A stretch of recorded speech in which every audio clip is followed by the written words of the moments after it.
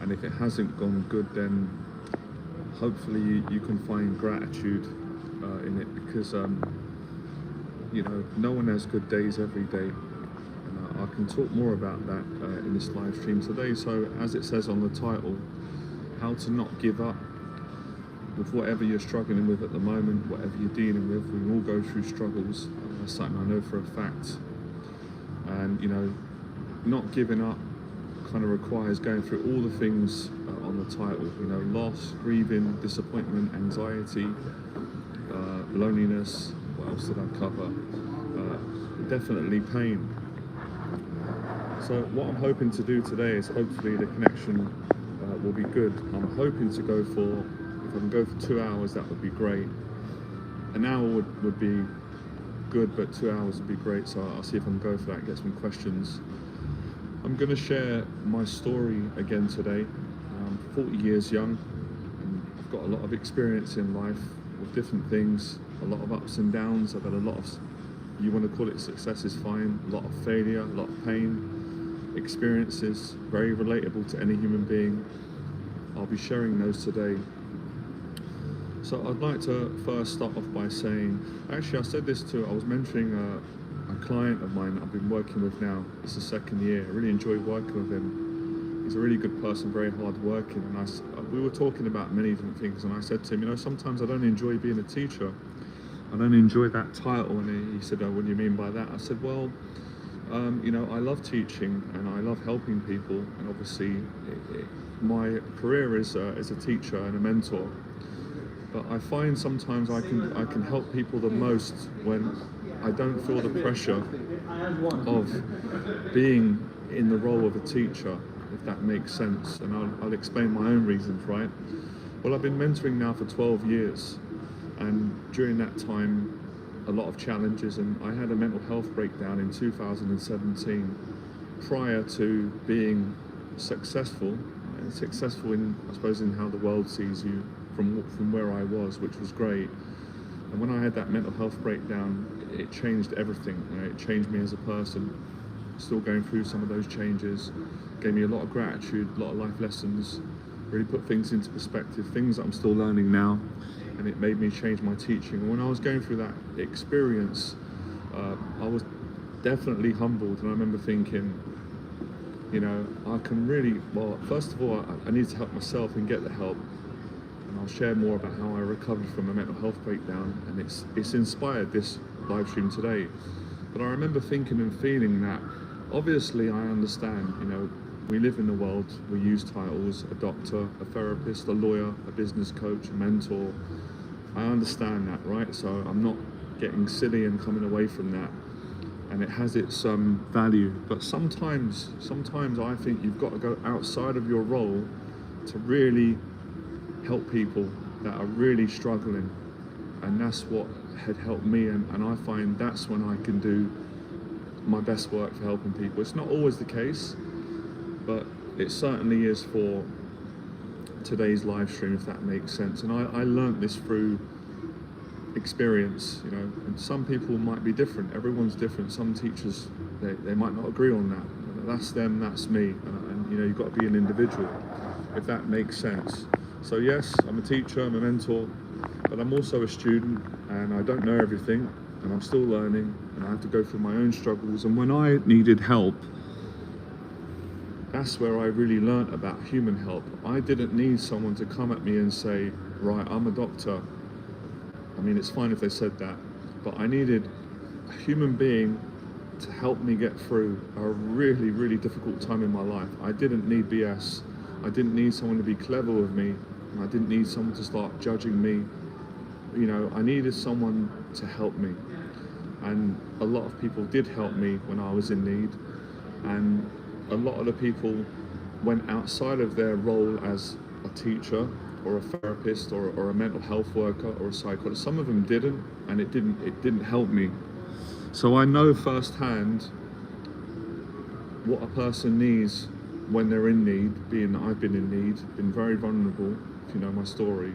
And I also understand from the point of view as a teacher. So does that make sense? I've been a student where I've been getting therapy, or I've been getting help from a doctor, and I've had help from a mentor, Les Brown, Jeff Thompson. So I've been in that seat where I need the help, and it's been great where people have helped me. And I've also, obviously, last 12 years, a career as a teacher and a mentor and a coach, if that makes sense. So it's not always I'm gonna say this, depends on the situation. If that makes sense. It definitely makes sense to me, and some people might. It's kind of irrespective whether people agree or not, because you're going to get a lot of people get value anyway. Whether I'm saying, right, I'm in my teacher role today, and this is what I'm teaching you. This is how you solve your problem or gain your confidence, whatever. Today I'm saying I'm in my taking my teacher's hat off or apron. I'm speaking to you as a fellow human being with life experience. I'm going to share with you what I learned, give you hope, share my story. That's what I mean. So, okay, where do we start? I knew this was going to happen. I need to use the toilet. Of all times to have to use the toilet, we've got a lot of time today. Right, okay, so first of all, it's easy to say, and I love motivation. I've been watching videos online, but when you're going through a challenge of whatever you're going through right now, whoever you are, you're struggling, whether it's financial, it's health, it's relationships, it's depression, it's thoughts. For a lot of people, it could be suicidal thoughts. I've lost a friend to suicide, and I'll speak on that maybe on this live stream more, which has been very difficult. So whatever type of suffering that you're going through and challenge, it's easy for someone to say, don't give up. And of course that is the right thing to say. And we say these things and we go online.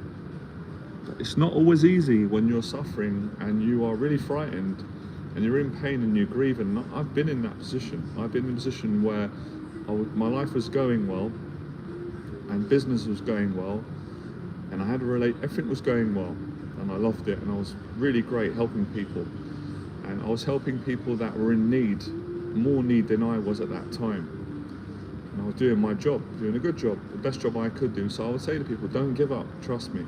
You'll fail your way to success. This is how I got from where I was struggling to where I am now. And people would appreciate that. So that's one perspective that can work. But when you're the one that's going through agony and turmoil and you're struggling every single hour, every minute, every second, and you're frightened, it's not that easy.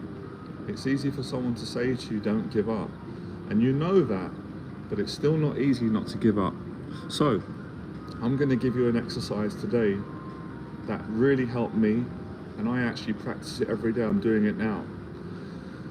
Whatever you're going through right now in your life, I understand quite a lot about the human mind. I've got one myself. I've studied it for 40 years, and I've been mentoring for 12 years. And I've got a good understanding of the mind.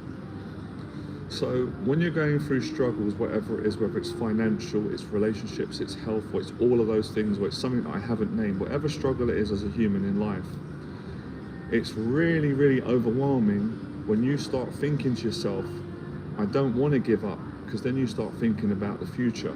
And it feels like a big mountain to climb. It's a bit like being at the bottom of Mount Everest and you want to get to the top and someone says, do not give up in the pursuit of climbing Mount Everest. And then you're thinking, I can't climb the whole thing today. I'm too scared. I don't have the strength to do it. It's too overwhelming. But if I said to you, no, I'm not asking you to climb the whole of Mount Everest today. That's too much to bear. What I am asking you to do is take one step up Mount Everest. We're just going to take one step and focus on today. I'm not going to ask you to do the whole mountain because it's too much to ask of anyone right now, right? Unless they've got experience and they've climbed Mount Everest many times, but we're not talking about them, we're talking about you, where you're at. So in the same way, take one day at a time. This is what I learned in a mental health hospital when I had a mental health breakdown. And I've never ever been so vulnerable in all my life. I've never been so frightened, I've never been so weak, and I've never been so afraid. And the thought of the next day terrified me. The thought of the next hour frightened me. And through rediscovering my faith out of sheer terror and desperation, loneliness and agony, because there's one thing to be afraid when you're with people, but when you're afraid on your own, from my experience, it is debilitating. Again, it depends on who you are, what you're going through, but we're really talking about, I'm going to say that saying, you know, when the shit hits the fan, sorry my language, I don't like swearing, but sometimes I do, not too much, especially on streams, even in life. But when you are rock bottom, believe me, you're frightened and you are lonely, and it doesn't matter about whether you're a man, you're a woman, how big you are, believe me, I had this experience myself, and I'm just going to share this to help. People viewed me as a strong person, which is, that's nice, okay, whatever. And I viewed myself as quite a strong person up until that point, because in many times in my life I was a strong person. I was also a very weak person, in my opinion, at different stages of my life. But going into that experience, I'd never been through that before. Never ever, I never would have thought I would be in a mental hospital and have a mental health breakdown. I had friends that had been through it, right? And I was devastated, and I did everything I could to help them and my family. But we're only human. I never thought it could happen to me, especially being that I'd struggled with mental health problems growing up. But I never really looked at it as like really bad mental health problems, if that makes sense, because it was never at a point where I needed medication or where I needed to be hospitalized, but I always had a bad anxiety problem. That is a fact, right? But I dealt with it, I got through it, and I found ways of getting through it, and as well as being an anxious, frightened person who had a lot of weaknesses, and a lot of mental weaknesses underneath, regardless of what I tried to show people, I had a strong side too, even though I didn't always like to acknowledge that, because it frightened me, you know, if that makes sense. It was scary being strong, and sometimes I didn't want to be strong because I was scared to be strong, and I was scared to be weak too. But I'd never been broken to that point, obviously. You know, look, you can have anxiety. Like I said on the last stream, everyone's got anxiety to a certain degree where it's healthy, fine. You can have some depression, but you can still function in life. But then there is a mental health breakdown where you are in such a place of torment that you need help, that you can't do it on your own anymore. It doesn't matter about how much money you've got. The money's worthless. Money doesn't mean anything when you're that ill. And material things and fame, whatever you've got, whatever you hold on to, whatever achievements, those things do not help when you're in a crisis of a mental health breakdown or a real challenging situation that some people find themselves in when they're on the brink of wanting to take their own life. This is the reality of things that happen, or somebody, you know, someone leaves you in a relationship, someone walks out on you that you love. That can be, I've experienced that. These are things that people go through, and the shock and the horror is devastating initially, the panic, or you lose all your money, you know, loss basically. And that can affect your mental health, give you a mental health breakdown. We've seen it, it's tragic. I remember at a time, I can't remember, where, you know, the stock market crashed at a certain time in history, and people were jumping out of windows, killing themselves. It's sad, because they couldn't cope with the loss. They couldn't deal with it, and they had a lot of money, and overnight the market crashed, they lost everything, and they were jumping out of windows off the high floor, and they were killing themselves. So when you're at this point in life, believe me, you are really struggling and in need.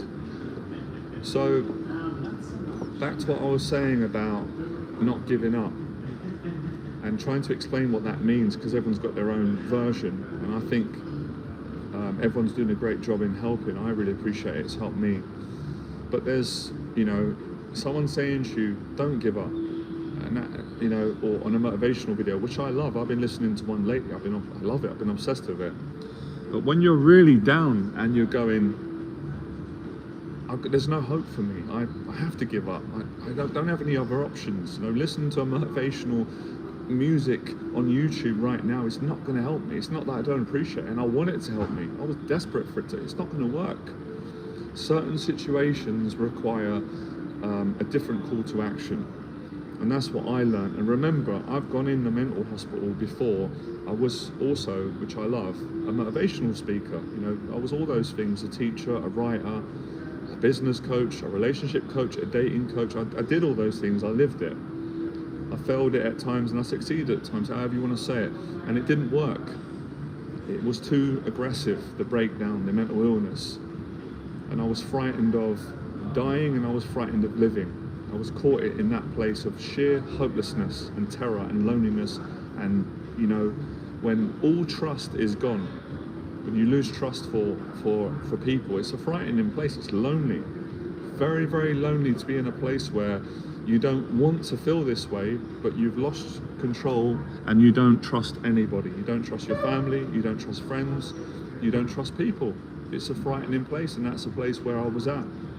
And that's a place where many human beings go, and I've got compassion because I've been there, and it's not a nice place.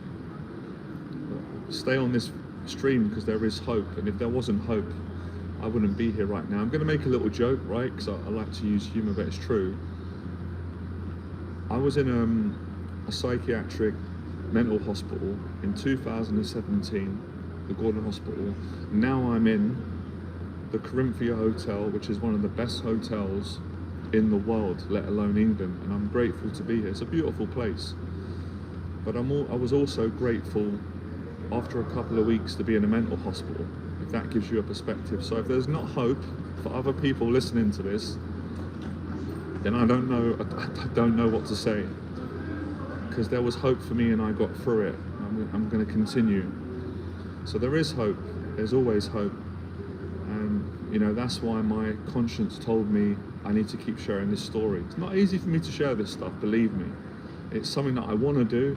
I work on facing my fears as much as I can to share it, because I made a promise when I was in hospital.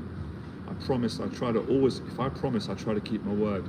Whether it's to another person, a client, especially when it's to God.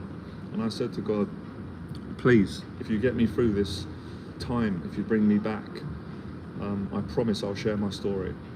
I can't do any more than that right now. I'm only a human being. I can't 100% promise that you listening to this is going to change your life, but that's not within my power. My promise was to share the story, to tell you what happened, what I learned. Hopefully it will give you hope. It will lead to you getting to a better place, or dealing with whatever you're dealing or whatever you're going through. So that was the prayer that I prayed. My prayer was answered because I made a full recovery from 2017. I know it's 6 years, but there's been a lot that's happened in that 6 years, and I might not be able to get through all of that on today's live stream. But basically my prayers were answered, and I was so happy and so grateful to have overcome the mental health breakdown. And I'm just breaking details down because everyone's got their own, everyone's different. For me, I knew what that meant for me.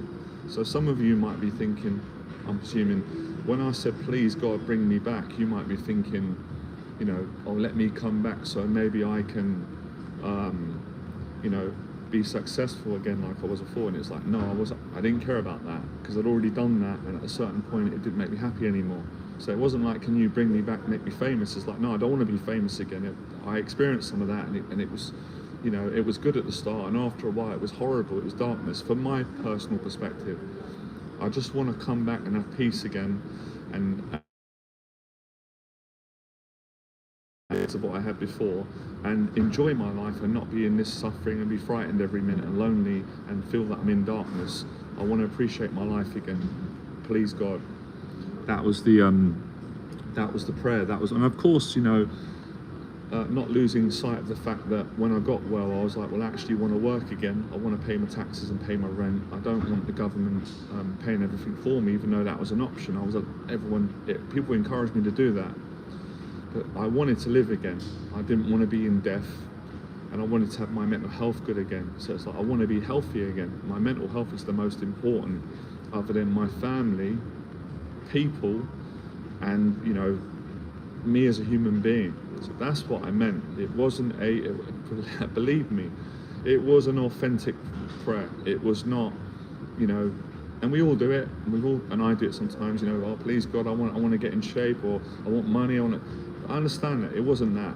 This was desperation, this was genuine, and I believe that's why my prayer was answered, because it was from humbleness, it was from the heart, it was from the soul. I've got nowhere to go. And that's what gave me a lot of strength to get through the situation, which I wasn't strong enough to get through. I like to explain, we have our human effort, where we can do a lot and be strong, and we usually can use that to, run a marathon, or to start a business, or to get through a difficult day, or a lot of difficult things that human beings have done, which are amazing. But I think there's certain testing times in life where human effort is not enough, and that's when we need spiritual help. And I respect everybody's faith, right? I've always been like that, and that's how I am. But I believe in Jesus. I'm a Christian, and I did when I was younger, and I always did, but I kind of fell away. So I couldn't do it without Jesus. I couldn't do it without my faith, because I tried and it didn't work. So that's also for me to share my story, but to also respect people of all faiths. Because when I share my story, I don't just share my story with Christians, I share my story with human beings, because people help me. So I respect other people's faiths, whatever you believe. That's not my business. This is my story, this is my belief in God. So the help from a faith, the help from Jesus, gave me the strength that I didn't have. It was not available, I didn't have it. I didn't have it. If you don't have something, you don't have it.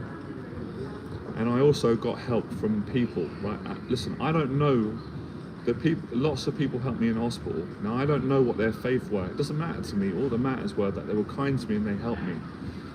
One of the guys that helped me was a Christian as well, coincidentally. He was an amazing human being, a support worker, and I've spoken about him before. But the other people might have been of no faith, whatever faith. So I appreciate people of all faiths helping me when I was helpless and hopeless to get through the most difficult time of my life. I've been through a lot of difficult times, but this was the most difficult time ever that I was going through. It was definitely life and death. So what I done was, to get through it, the 6 weeks, was I took one day at a time. Sorry, it's a bit noisy here. So I took one day at a time. That's what I would encourage you to do. When you take one day at a time, it actually makes it a lot easier to get through. And that is actually gratitude. And gratitude is a broad word, right? And everyone's got their own way. I mean, I give gratitude all the time, and I'll show you gratitude now. Really grateful to be on this live stream. Genuinely grateful. Feels great. Grateful to have all of you on. Grateful that you can listen to my story, and I'm grateful if I can help you with what you're going through, or relate on relatable stories. And you don't have to have gone through mental health for me to help you. My story is a message of hope for all human beings. Even some of you might be going through a really good time in life, but you need to hear this story. Brilliant. And I remember realizing that, we need hope in good times and challenging times. So one day at a time was how I started to get through and get stronger. Because originally I was trying to do 6 weeks at a time, a year at a time. And that was fear kicking in, going, I don't want to be here. Why am I in this hospital? Why won't they let me out? Why have I got this mental health illness? When are these thoughts going to go away? When is this anxiety going to go away? When am I going to be back to the way I used to be? Why can't I socialize with people? Why do I feel paranoid? Why have I got all these trust issues? What is going on? Why can't I go back to work? All those why questions were causing me a lot of extra unnecessarily pain, grief and suffering, until I started to take the advice from the really good people that helped me. I keep saying it again because I'm grateful. The doctors, psychologists, support workers and fellow patients the same as me. I made friends in there, and after a couple of weeks I was laughing and joking in there. I've said this story before, it gives me great gratitude. So if I can do that, then you can get through the things that you're going through. Believe me, you definitely can. And asking for help is a big part of that, and finding help in yourself. So you find hope, you get through grief, loneliness, anxiety, pain, and you don't give up by taking one day at a time. How's that?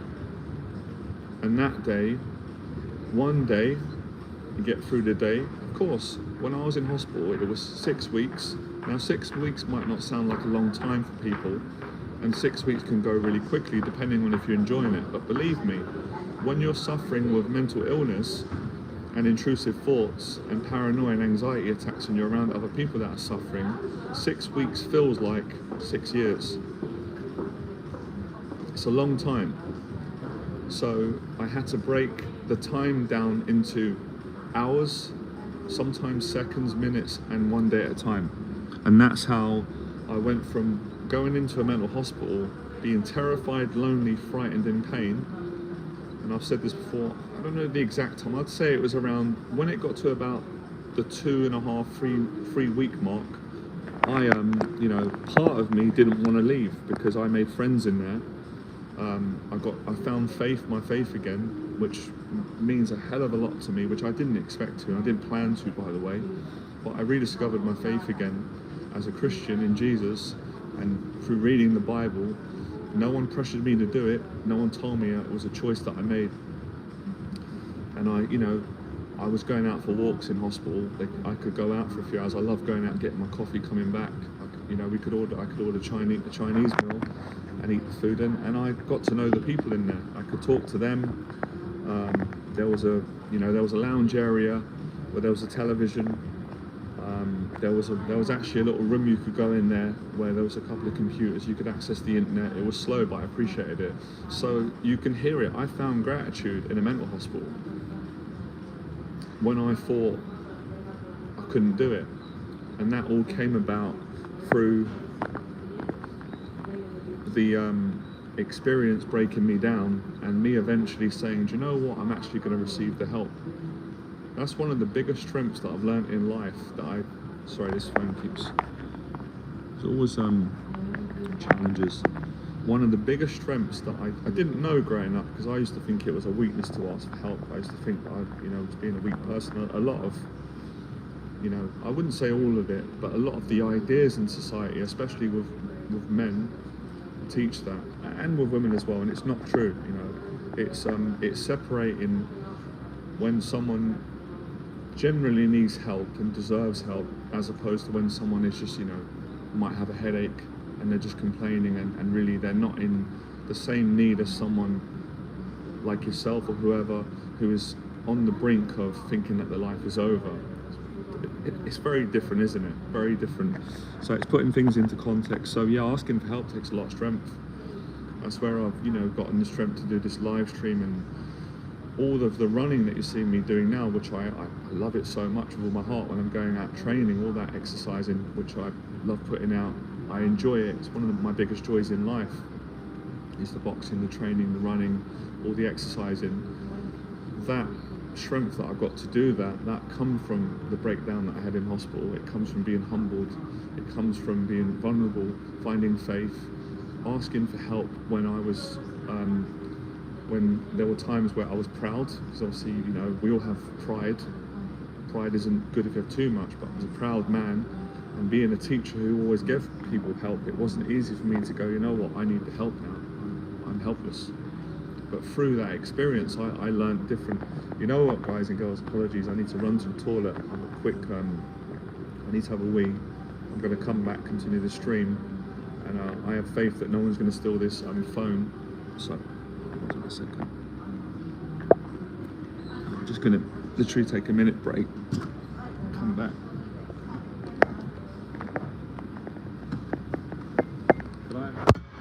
Could I order another coffee? Same one. Apologies, I'll be back.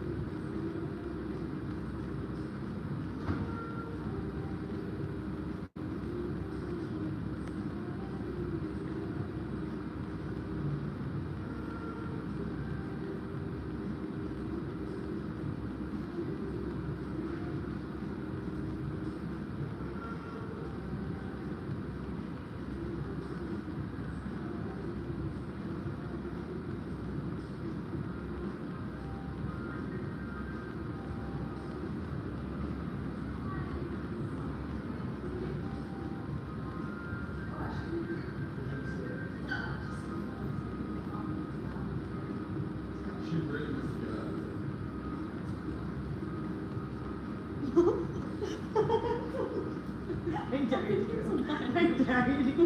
I dare you to go. I just have a... That's the weirdest thing.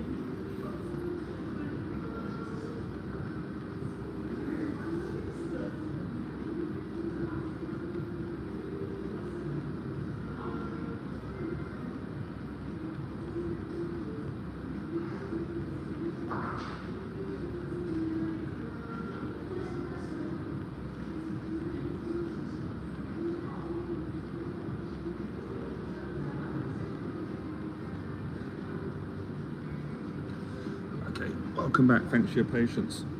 I'm enjoying this. I've got to tell you guys and girls about this for a second. Basically, when you go into the toilet here, it's amazing. There's poetry. There's like a lady speaking. Sometimes there's a guy. I don't know how they do it, but it's beautiful. The poetry, the stuff. It's really bizarre. But every time I go and use the toilet, it's almost like the poetry that you're hearing is like things that you need to hear that are relevant in your life. It's crazy. You can't explain it. Never been in the toilet before where there's poetry. Yesterday, they were playing. I don't know if you've seen the film Raging Bull, Robert De Niro. I love it. It's based on a true story. Jake LaMotta, the boxer. It's quite a sad film, but they were playing that music, and there was some poetry, and it's I'm getting soft in my old age. It actually made me start crying. Because I love that film, Raging Bull, and the music's quite sad but inspirational. So yeah, that's pretty amazing. Right, so where were we? Okay, so back to what I was saying. So yeah, taking things one day at a time really helps you to get stronger, and it breaks down the psychological pressure that our mind puts on all of us. So I learned that in the mental hospital, and I have been practicing it ever since, and it's made my life a lot better. And I've implemented that actually in everything. I've implemented that in my business with clients, and I've also implemented it on all the free platforms, and I've just implemented it in my daily life, and it really does work. It really does work. Now I'm not saying these things are easy. They're not. But some days they're easy, and that's when you value them. With a bit of practice. So again, you can practice really basically enjoying life one day at a time. And look, when I was in a hospital, these are things that I didn't teach myself these things. These are things that the experience taught me. Does that make sense? It's hard to explain it, but there's certain things that I've taught myself, and then I've been quite, I guess I've been proud to teach them to other people, because it's like, yeah, we're all human. Let's think on just a second. That's awesome, thank you. Who does the poetry in the toilet? When I go to the toilet, it's beautiful, it's lovely. So it's all for a charity, so it's all just random poetry in search of William Shakespeare. Wow. Judy Dench narrates some of the poetry as well, you get book excerpts, so it's all in the name of charity. Really. Wow, it's beautiful, it's nice. It's nice and something different as well. Yeah, it's lovely. Wow. Thank you. Yeah, the poetry's amazing. Speaking of inspiration, I tell you what, man, some of the poetry inspires you. So where was I? So yeah, like all of us, there's certain things that, let's say for example, if any of you, I don't know if you play, if you're a musician or you play an instrument, you learn to play the guitar or sing or piano, whatever you learn, and it feels good. You've learned it, and then you can teach it to someone, right? And you can kind of say, well, this is my system, this is my teaching, I learned this, I'm teaching it to you. But I think it's a bit different when you go through a life and death experience that I had, a mental health breakdown, and you don't wake up going, well, I want to go through a mental health breakdown so I can learn and start teaching. It's like, no, that's the last that's the last thing that I wanted to go through. But the experience teaches you, and then you come out of that experience. At some point I did, and then you've learned new lessons. You've learned things, and you think, no, I'm gonna share these with people to help them and give them hope.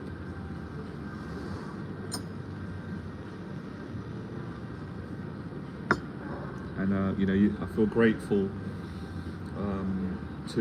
to share these lessons that can really help people and change their lives. And you know, these are the things that people shared with me. So it's not just the experience that taught me a lot of these things that I'm talking about today. It was the people. It was the people in my life at that time that I also learned from as well.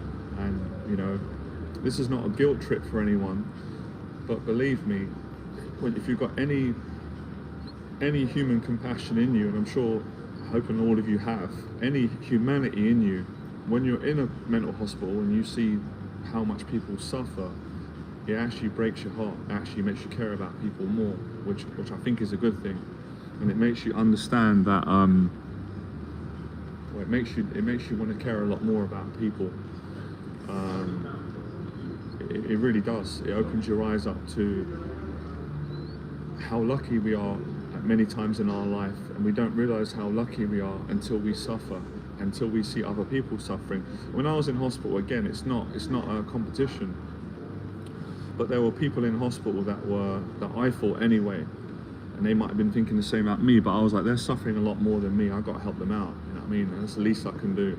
And that actually made me feel good and gave me joy. So I know this might sound a bit difficult, and I'm not putting people under pressure, but I'm sharing what helped me. If you're in a place of hopelessness right now and you want to give up, try and be kind to others, because this is things that my faith taught me, life taught me, my own conscience taught me this, and you know, the values that my family brought me up with.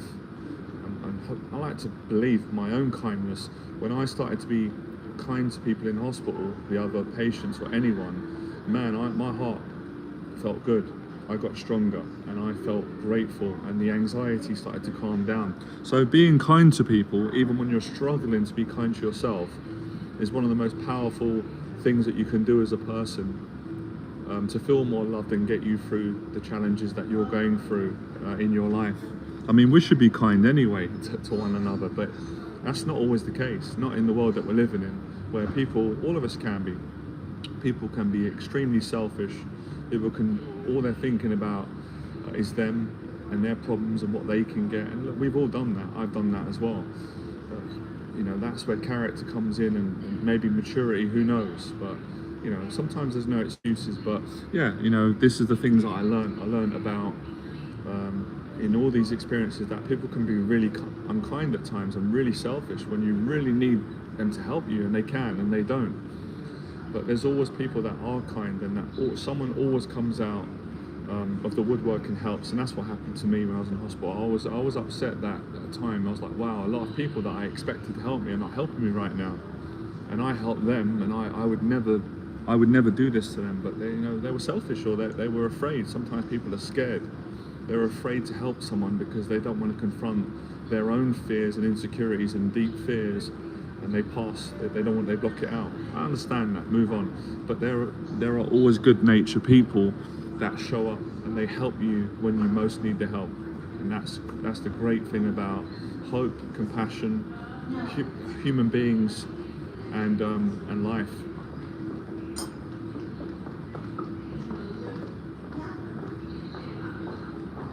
And that's what gave me hope, and that's what gave me strength, and that's what made me go, you know what, I want to get through this. I'm not going to give up.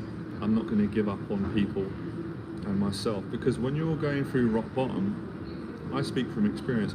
If you're feeling, because I've been there, and I'm not an expert on suicide, but I have been suicidal. When you're feeling suicidal, or if you're feeling what I've also felt, I heard an actor say this yesterday, beautiful human being, that Carl Froch was interviewing. I can't remember his name. Apparently he's famous, and he was saying he'd been through what I've been through. He said he was at a point where, and this wasn't when I was during hospital, I wasn't suicidal in 2017, but I was suicidal in my 20s. And he goes, I didn't have the courage to kill myself, but I also didn't have the courage to live. So I was stuck in limbo, and I've been there. That's a terrifying place, because you're scared everywhere, and that's also good, because obviously, you know, I don't want anyone to take their own life, and I've lost a friend to that. Really difficult. And any of you that have been through that, I can only say I know how you feel. I'm sorry. So, you know, you need hope. You need some hope in people. So one kind person that's kind to you could phone you, could send you a message, could come to you in person, give you a hug, tell you that they love you, tell you that they care about you, tell you that things are going to be okay, or make you laugh, or they might not say anything. Just the way they are can give you a feeling that, you know, I can get through this. I'm going to pull through this.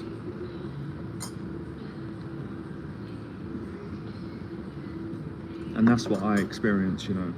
Many great moments in hospital. People made me laugh. And as I said, when I first went in the hospital in 2017, the man that I was on the first day was not the same man that I was on the second day, the third.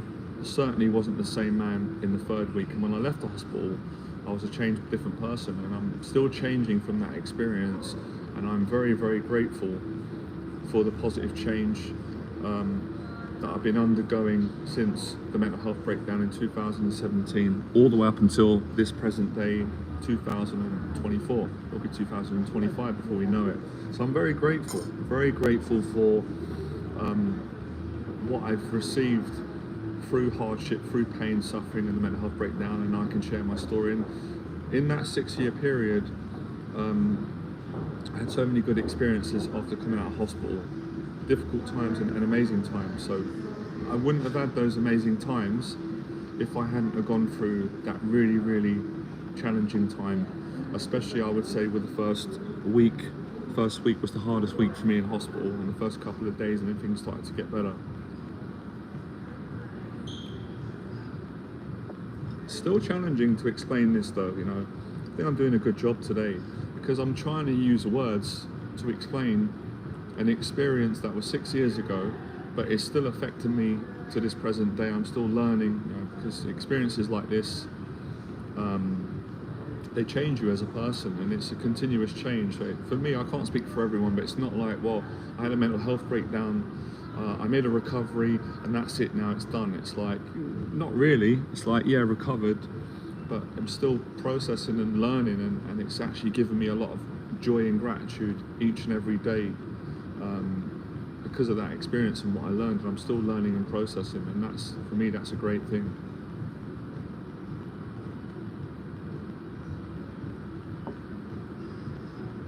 Actually, let's enjoy this biscuit.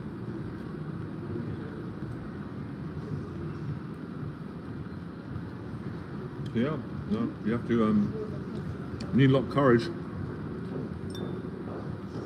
You need a lot of courage to be humble and to get through these difficult times and ask for help and call on help for yourself, however you go about it. Because ego and pride don't help. They don't get you through it, not in my experience.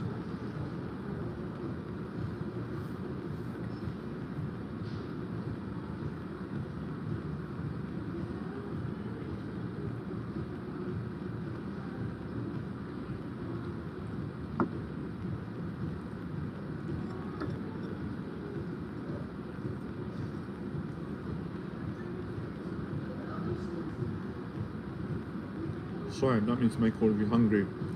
I've been doing this strict diet, which I love, practice, so every now and then a couple of biscuits I allow myself to have, or, you know, some junk food.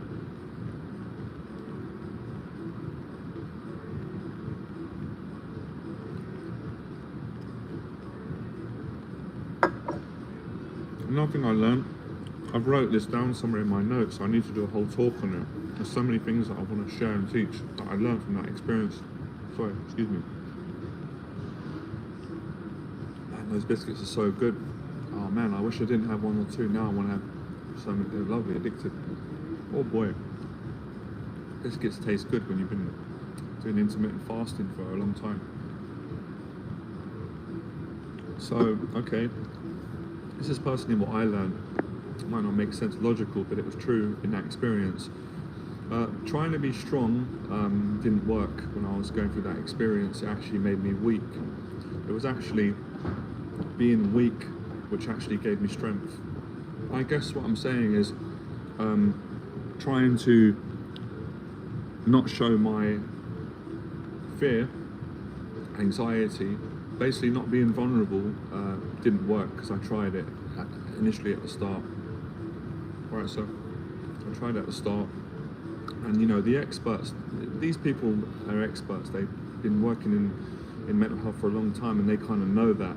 And, you know, faith encouraged me not to do that, and that's what got me through. So of course there's a time and a place to be vulnerable. You probably are not going to be vulnerable at work. It depends on your job.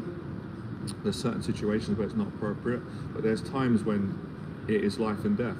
So being vulnerable and crying, I did quite a lot of crying. It's totally fine. It doesn't make you weak. It's part of the grieving. It made me strong, and you know, allowing myself to be vulnerable is what gave me strength and got me through it, and maybe, you know, it made me was able to love myself, because it's not easy to love yourself when you're in a life and death situation and you are struggling, whether it's with loss, a breakup, a breakdown, a mental health breakdown, suicidal thoughts. I mean, it's kind of obvious. So love is really needed, whether it's from another person, it's from faith, and it's from yourself, or a collection of all those things. So the vulnerability enabled me to feel love again for myself and for life and for God, if that makes sense. And that gave me the strength to get through the days and start to enjoy the days, because it's, you know, everything's frightening when you're in that place. You're scared to smile, you're scared to relax, you're scared to talk to people, you're scared to enjoy life, because you're in constant fear of death or further suffering. And you know, that's part of the confusion of severe anxiety, mental illness, and being in a place of loneliness and hopelessness, and really struggling to find trust. And I think, you know, with love comes trust, with faith, with strength. All those things come together. You know, you can't really separate those things. If you do, then they're not really real. So I had to find trust again for myself, people, and life through my faith, and then through people, several people. And also, I've said before, I always trusted my nan. Obviously, my nan, for those of you that don't know, passed away, I think it's more than 12 years ago now. So even 6 years ago, my nan wasn't alive, but I went to my nan in prayer, in spirit, because I loved my nan dearly, and I could always trust my nan with everything. So I got a lot of strength from my nan, and I hope that could help other people for a difficult time. Sometimes we've got to draw strength from people that are not with us. They're not with us physically anymore, but spiritually, and they're with us in our heart, in our memories, and it definitely worked. So, you know, thank you, Nan, for giving me the strength that I needed.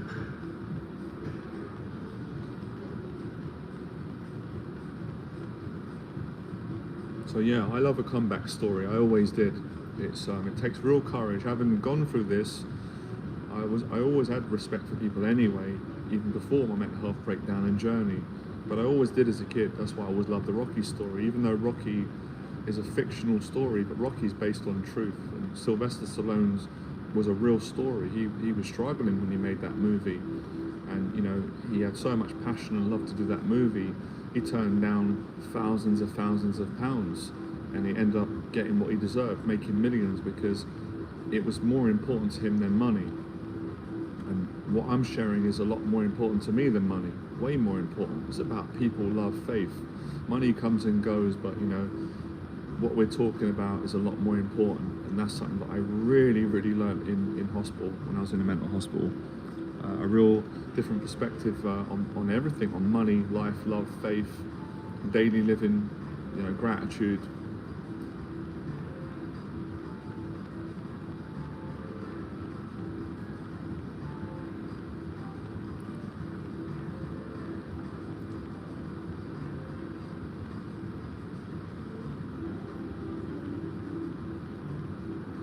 But this is probably something that you don't want to hear, but I'd recommend you stop approaching women, because from what you're saying, it's not working. I would focus more on loving yourself, working on your life, and allowing yourself to meet someone naturally, because what you're doing isn't working. And you know, that was one of the changes that I went through when I had a mental health breakdown. I gave up, personally for me, approaching women, because it wasn't right for me anymore, it wasn't making me happy. But that might not be what you want to hear. But you're asking me for my story, and that's my testimony. So I would say to quit doing that and allow yourself to meet someone organically, naturally, without forcing it. But I guess you're gonna make your own decisions. But that would be my advice to you, based on that you're asking me.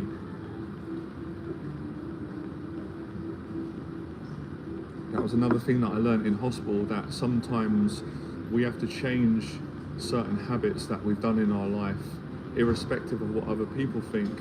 And whatever there's times you've got to change, you've got to mature, you've got to, people often find it hard. They found it hard with me. When you change certain things, so let's say, for example, someone was a fireman for 10 years and they were very known for that. And then they go through a breakdown, or they change. They decide they don't want to be a fireman anymore. They want to be a singer, or they want to be a speaker, or something different. A lot of people don't understand that, because people get too attached to someone's identity because they put their own identity. But you've got to do what's right for you. You've got to change, and that was part of me changing. Okay then. Well then, yeah. Continue doing what you're doing. Then you make your own choice. Anyway, today I'm not speaking on approaching women and dating, because that's not what I teach anymore. I'm talking and teaching on what I'm speaking about today. For men and women, or people that are struggling, they've lost hope in life, not to give up hope. So moving on to the things that really help, and what I teach and what I practice is the simple, basic things that make your life better. So number one, what we're doing now, spending time with positive people, if you can do that, right? That sometimes takes discipline. Your family, your friends, mentors, or wherever you go, your church, your gym, your community. It's really, really important to have people that you can speak to, that you can get along with. That helps a lot. And treat people how you want to be treated. The next thing that I've learned, as I said before, which is exercise. I love training anyway. I love exercise, and I loved it growing up in my 20s, all throughout, different ages now at 40. But when I had the mental health breakdown, it really reminded me to not neglect things that are really good for you. They're positive. They help people, they make you a better person, and exercise always leads to that, in my experience, from doing it and friends that I've made and seeing the results that it's gotten for them. So obviously with exercise, you can choose what works for you, whatever it is. I like boxing, I like weight training, I love running, swimming. I just love exercise. I appreciate it, and I get a lot of gratitude. So I would say for anybody right now that's struggling with the things that I've mentioned on the title, anxiety, loneliness, feeling hopeless, if you start to exercise, good evening Frank, you will get more confident, you'll get stronger. You will be able to have a better chance at getting through the depression or the anxiety or the loneliness or the challenge that you're going through. Like I said, you don't have to have been in a mental hospital to be challenged. Life at some point is challenging for everyone. And you know that if you're living and you're alive right now. How's it going, Frank? How's your day been? Better than yesterday?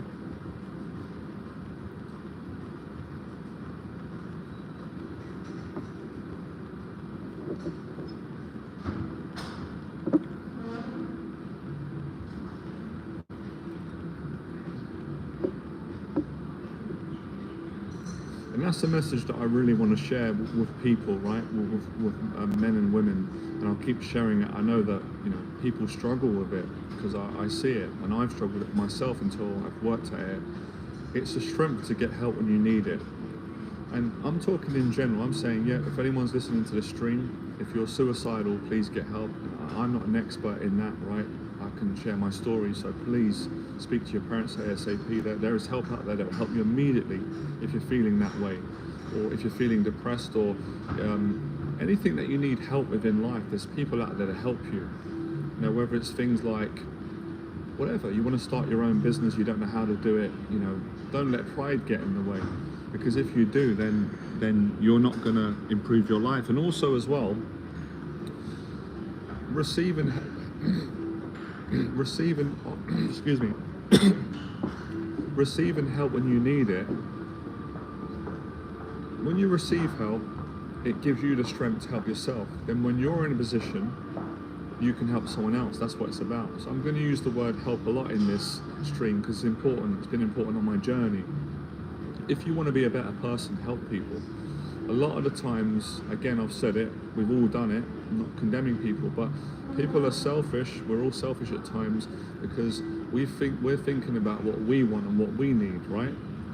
But we're not thinking about what we can give to other people, and that there's always someone in greater need than you are, always.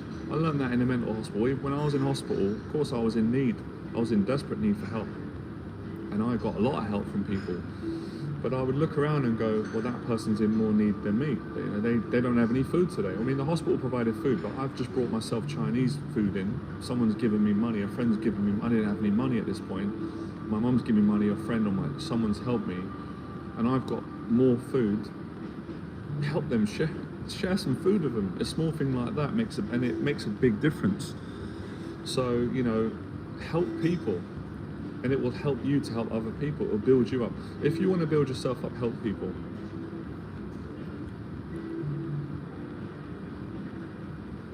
Good for you, man. Good for you. How did your what did you do in the gym, Frank? How was your session? I love training. I love it when people train.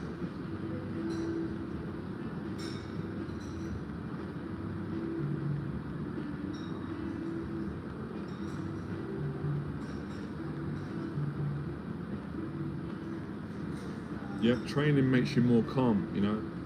Another thing that I learned, which wasn't easy, and I'm still learning it, and it's a challenge for everyone. My dad taught me this when I was growing up, and I've heard it. It's not easy. It's very important when you're in a challenging situation that's causing you high levels of anxiety to really try. It's not always easy. You might fail at it. That's fine. It's learning. Try to remain calm. Really try to remain calm when you're in a situation where you're really scared and you're frightened. And I learned that in a mental hospital, in a boxing ring, public speaking on stage, running a business, working with clients. Many times when I'm mentoring clients at work, and you know they're going through challenges, and I've got to calm myself down. I'm human. I care about them and my own anxieties, and sometimes the stress that they're under. I've practiced to be calm and come out of being selfish and help them and be strong for them. And that is a real human strength that everyone's got.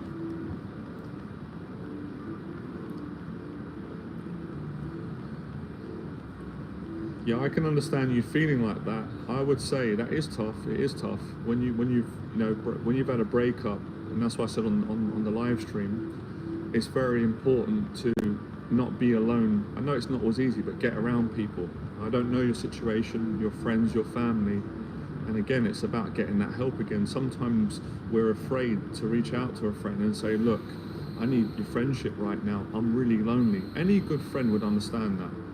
Now, the worst they could say is, look, at the moment, I can't get to you because I'm busy, right? But I care about you and I can get to you at this time, or I can send you a message. That's a good friend. And that's something that I would always hope and try and do for any friend if I can. So, you know, sometimes we've got to face the fear and ask for help again, not letting pride get in the way. Oh, I don't want my friend to think that I'm weak. Well, you know, how are you going to get the help then? How are you going to get friendship? How are you going to give the friendship? So, you know, getting through difficult times and not giving up, whatever you're dealing with, is about giving help to other people and receiving help. Now, of course, wisdom. If you're in a situation in your life right now where you physically are not able to give other people help, I totally understand that, and that's when you've got to receive the help and you deserve it. But if you are in a position right now where you can give help to other people, then you should do it, and it would make you feel good as well. Anyway, it makes you feel good. It always makes me feel good, and it's honest. It's the right thing to do.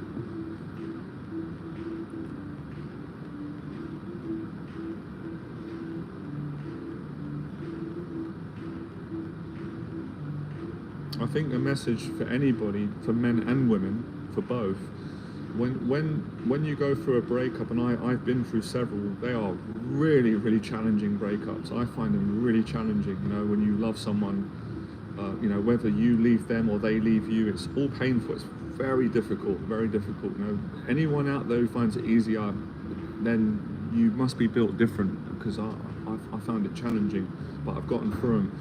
You must stay connected with exercising, you know, with work, being around friends, family, as much as you can, to get you through the difficult period of grieving, because it's not an easy thing. When I was in hospital, even a psychologist said that to me, because she asked me, you know, and about a breakup, and I said, well, you know, I said I was with someone I separated and it didn't really bother me. She said, oh, you'd be surprised. No, you'd be surprised. It does affect people. Sometimes we don't realise how much it has affected us, so we've got to heal from it and recover. So I'd say to both men and women, if you've gone through a breakup at the moment, whether it's in a marriage or you're dating someone or someone that you're close with, you really don't want to be on your own all the time. It's not healthy. Of course, there's a time where you've got to be on your own, and there's things that you learn how to cope. But yeah, be around your friends and family, and that really helps you to get through it. No, I haven't listened to that, Frank. No.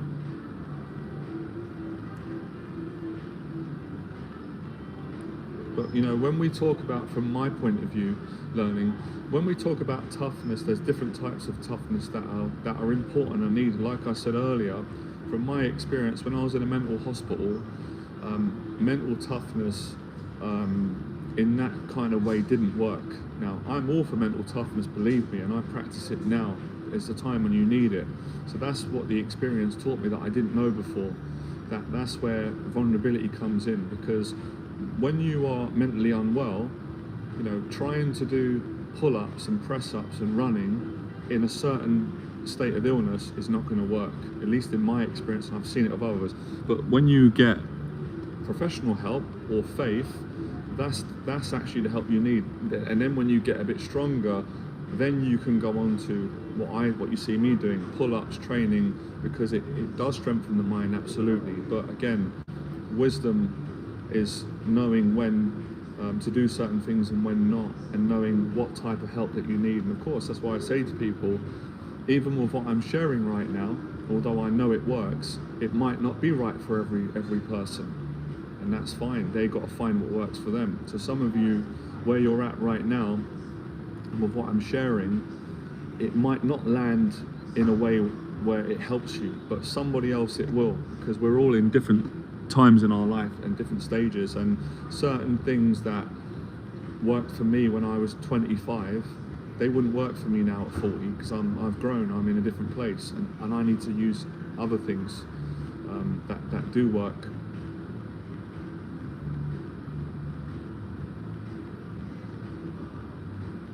Yeah, that was tough. You were saying, how did you get through that, Flores? It's you know, it's always difficult, but you can get through them. People get through them. I've got through them, and I like hearing stories. And usually, you know, it's not nice at the time, but a breakup, if you work on yourself and, you know, go through the right way, you become a better person again. With all sorts of breakup, you know. So having a mental health breakdown was really, it was no different to having a breakup in a long-term relationship with someone that you love and you love each other. I would say from my point of view, it was a bit more severe, but from someone else's point of view, it could be worse for them. Now, I've heard stories of, you know, people go through breakups and can send you over the edge. So that's why I said my message is for people of all walks of life and all different stages of their life that can take something from my story.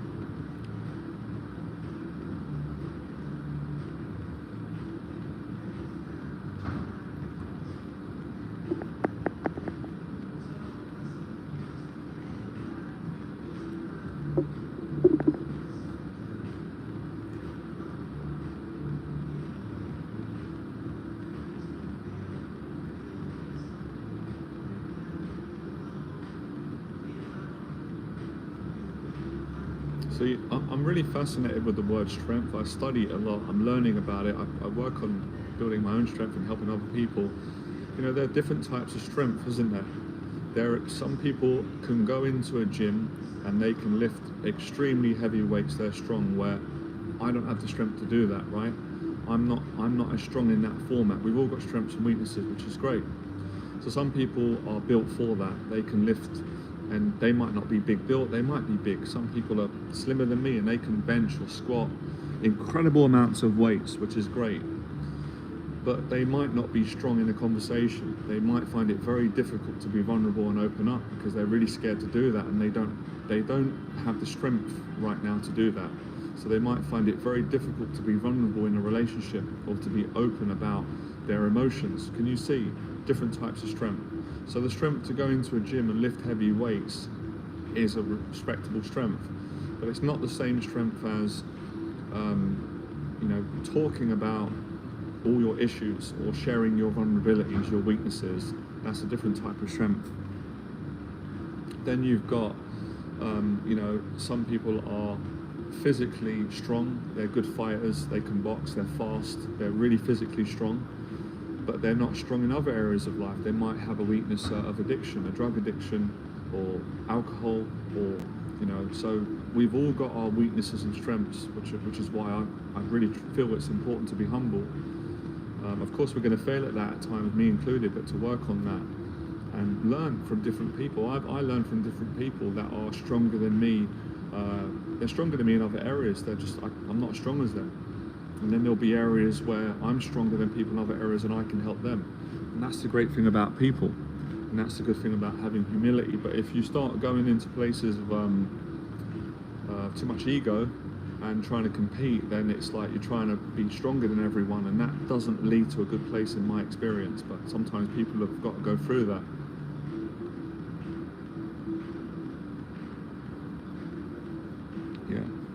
Yeah, it takes time, doesn't it? RJ Flores. So hopefully coming on this stream is helping you, the things that I'm talking about and sharing, and everyone is helping each other on this stream. Again, some of you may not realize, but I've just realized right now, and you could do it more, everyone on the stream has got the ability to help one another. And if you are asking me how, well, just by wanting to care for other people. I'm not saying that we've all got to meet each other. That might not be possible for me either. It's not in the realms of impossibility, but you can just care. You can care from where you are now. You're on a live stream. You can share your story. I'm sure Frank could tell RJ Flores something that could help him from his story, and I'm sure RJ Flores could tell Frank something that could help Frank. And all of you could tell me something from your life that could help me and give me the strength to get through the trials and tribulations that I'm battling in my own life from day to day. So no one is above needing help from another person, regardless of their position in life.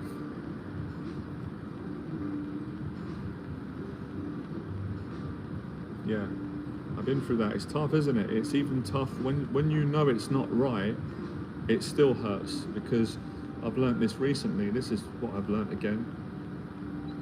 You can be in love with the wrong person, and they can be in love with you. So being in love with someone can be difficult when you're not right for each other long term, because it just isn't right. You're on a different journey, your values are different, you're not compatible. But I believe you can still, you can, I've done it, you can appreciate what you had, the lesson, even though it's painful. We all go through it.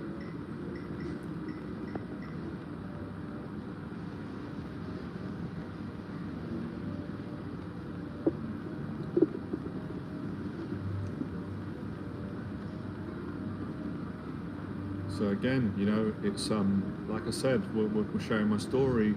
Going through a mental health breakdown taught me many things about life, and then obviously I've had breakups too. I've had clients. We all go through that. We've all been through it. So I try to learn, and what I've learned from these things is daily gratitude. If you learn from it and you become a better person, then you're going to look back and go, okay, it wasn't a pleasant experience at the time, but I don't regret it now. It's made me a better person. How many people, men and women, have been through really bad breakups? Someone's hurt them or betrayed them, or they've done the same, or whatever, or what? Sometimes sad. I saw a sad thing the other day. It actually made me sad. I was doing online dating, giving that a shot, and I saw a woman on there, nice, who had said that her husband had all of a sudden died, and I felt sad, I felt compassion, and she was strong. She was saying, you know, she was in gratitude. Now I don't know what happened, but it's not her fault, is it? That's tragic.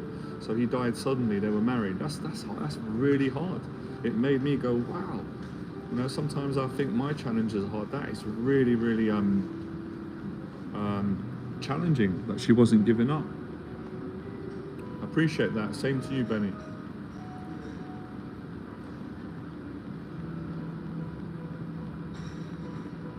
But time, you know, you learn. Time gets easier, but it's also what you do in that time. That's what I said.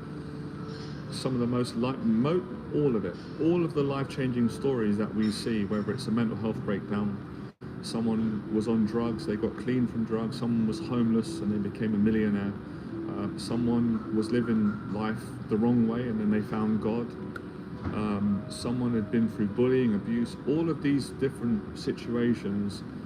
The people that come out the other side and they don't lose hope, they get the help, however they get it, through God, faith, people themselves, they become better people. And it's one of the truths that, you know, again, I don't make these laws, but, you know, going through great pain and suffering will either break you or make you a better person. I think in the end it makes everyone humble, because the pain just breaks you down, and then, you know, you can grow back stronger as you heal. And you go through that process of, you know, grieving, recovering, and coming back stronger. And having more compassion for yourself and other people, but also being, like you touched on earlier, Frank, in a healthy way, being a mentally stronger person, mental toughness, emotional toughness. Now, I couldn't do these sorts of talks before. Most of you probably realise that, because I wasn't mature enough. You know, the mental health breakdown, the challenges that I've been through and the hardships and the great times in my life have given me the strength to do this talk today without having to rehearse. Right, I wasn't worthy of doing this talk today. I wouldn't be able to do it based on where I was before. I wasn't mature enough, I wasn't strong enough, I wasn't open enough, I wasn't vulnerable enough, I didn't have those life experiences. So although I went through a traumatic mental health breakdown at the start, it's the best thing that happened to me. It's made me a better person. I've experienced great things in my life. I'm having a great experience now with all of you.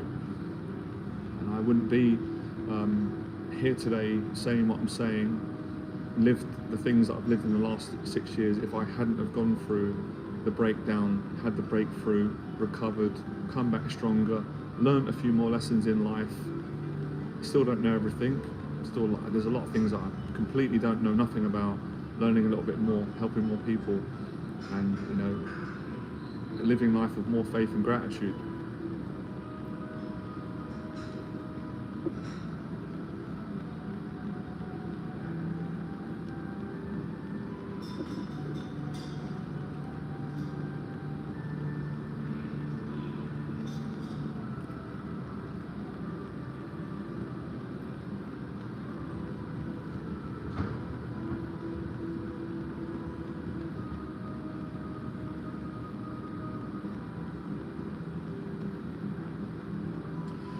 You know what, RJ Flores, I'm glad that you shared that. Thanks for your bravery. I agree with you. I agree. And I'm not going to generalize. I'm going to say it doesn't matter, you know, men or women, as a person, what you described there, that wouldn't work for me. And I agree with what you said. But again, everyone's relationship's theirs. Everyone's got their own values. But I really agree with you. I really, really do agree with you. I had a similar experience too. And I've also had, I hope you've had this as well, I've had, you know, really dated a really kind woman, a relationship who was very kind, so I know right from wrong. My nan was very kind, all my family are kind.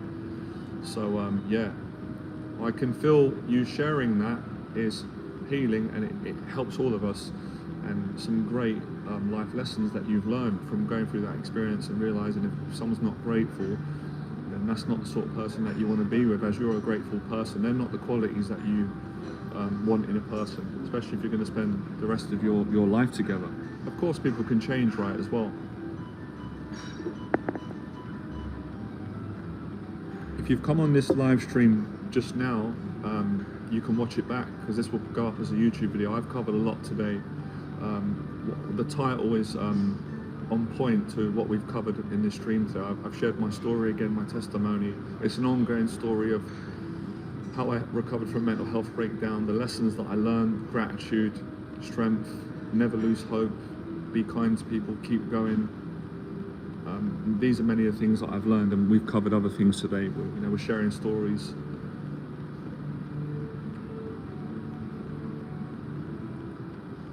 Please as well, I don't put pressure on people, right? Because I choose to share my story because, well, it's my job. I'm a teacher, and I'm also a human being as well, and I want to help more people. So any of you can share your story if you like, but you don't need to share it if you don't feel comfortable doing it. You don't have to. You can be on the stream and get help. So either way, it's totally fine.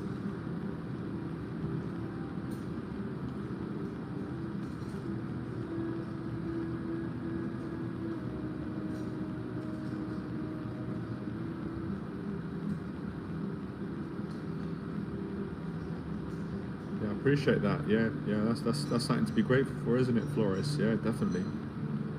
I think any person, good thing you touched on, and I speak probably for most people, please let me know, guys and girls, your feelings. Any person who's been through really bad anxiety, especially social anxiety and shyness, which I went through growing up many years, which is why I was very passionate about helping people, especially people with this anxiety challenge. Anyone who's been through many years, like we have, where you couldn't express yourself without fearing what people would think, you really was ashamed and scared.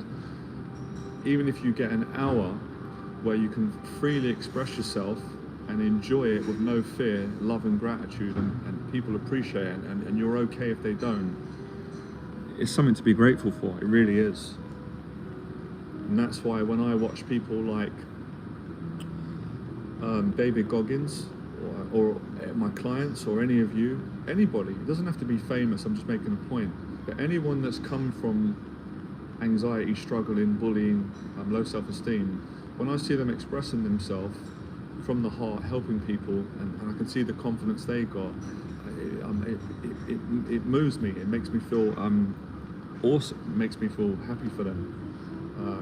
I'm like, it's a great feeling. I can't really find the words right now, because having gone through that, you know how that feels. It's a horrible feeling when you're paralyzed with fear and you're blocked and you can't express yourself, even with people that you love, that love you, or even with people in general. It's a horrible, horrible feeling. I went through it thousands of times, but guess what? Gratitude. It gives you gratitude when you can appreciate what it has given you. And if you do overcome that, which you will, or you make progress, you really do appreciate your struggle. How could just ran in here, it's true. How could we appreciate anything good if we didn't understand what it's like to suffer? If someone, right, if I just gave you 20 cups of coffee every day, well, you probably wouldn't sleep very well. If I gave you 20 cups of coffee every day, and you wouldn't appreciate it. But if I said, we're gonna go for a run, it's gonna be a tough run. It's gonna be a tough run up hills. You're gonna feel sick. You're gonna be challenged. Back to mental toughness, Frank. And then I'm gonna get you a coffee. We're both gonna earn the coffee and we're only gonna have one coffee a day, not 20 cups of coffee or 15. That's too much, right?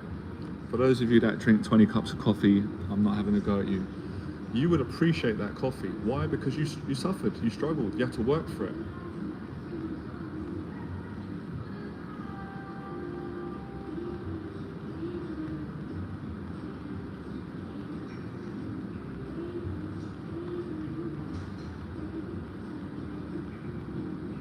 I'm going to be honest with you, RJ Flores, right? It's a day-to-day challenge for me. It's a day-to-day, it's a daily challenge for me. I find it challenging too. Some days I do well at it, other days I don't do well, and I'm human like everyone else is, and I can feel a bit bad and pray and say, God, give me more patience, because people can be difficult, when they're thoughtless, when they don't even say please and thank you. I weren't raised like that, and I can see the same for you. Pretty much all my clients I get along with good values. So I try to think maybe they were not brought up the way that we were brought up, with please and thank you. It doesn't cost any money, but it's not easy, and that's where exercise comes in, and being around good people and trying.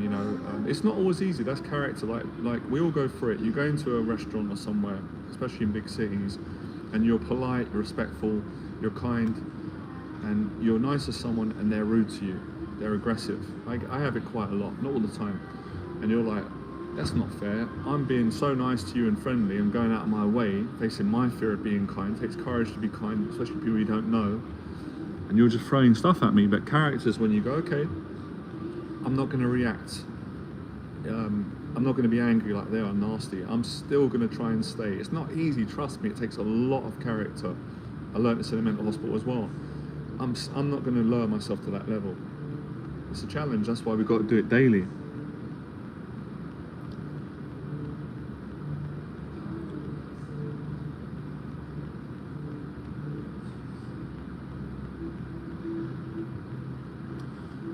I've had quite a few clients, they felt the same way, RJ Flores, what you just said. They felt that too, and I've done my best to help them to work through that. And of course I had to work through that as well, growing up. Like you said, feeling, when you don't feel noticed, we've all gone through that, definitely. I think everyone on this live stream has gone through that growing up. I went through that, same, we all did. But we have to realize sometimes that I guess there's two sides to the story. Number one is, of course, we all need some love, we all need to be noticed, but sometimes it can come from a selfish place. Like, everyone needs to notice me, where it's like, you don't know, people might be noticing you, but you're not seeing it. A lot of the times we don't know, because obviously we're in a state of anxiety, we're in a paranoid, we don't feel good about ourselves, but you don't know. Someone might have looked at you and think, oh, he looks like a great person, oh, he looks really, gosh, she looks really great. We don't always know. But I understand what you mean, and I have had this conversation with clients that say things like that they don't feel valued and noticed, but then I go, I understand how you feel, but that ain't factually true. You are being noticed. I'm noticed. I appreciate you. And they're like, oh, thank you. Like, your friend appreciates you. The stuff you're posting online in your business is being appreciated. So it's not factually true what you're saying, but I understand you've got to honor your emotions. It's emotional pain. It's trauma. So this is the pain hasn't been healed yet from your childhood. We've all had that. So what can you do to give yourself what you're missing that other people are not giving you? That's a good question that I've learned again. What can you give yourself? What can we give ourselves sometimes that other people are not giving us? So we feel that we're not getting noticed, people are not giving us attention or love. My answer to that question is, whatever I'm not getting from people that's frustrating me, well, I'm going to give that to other people then. The coffee's kicking in. And I mean it from my heart. And that's character. And again, I don't even feel worthy. These things are not coming from me. These things are coming from my experience, my faith, and as you said, personal growth. So like I said in this live stream, it's my day off today. I'm not working today. I'm not being a teacher. I'm talking to you as a human being, sharing my story, same as everyone else. And it's like, if you pay attention to someone, you give them a bit of your time, it won't be long before you don't care if people notice you or not. You don't need them to give you so much attention or notice you, because you feel good about what you're giving to others. I promise you it works. Tough stuff, but it works. Again, this is a different type of strength to weightlifting, boxing, running up hills, which I love. I love it. I live and breathe it. I teach it in programs, but it's a different type of strength. It's character, it's humility, it's it's controlling anger, resentment, and all those things.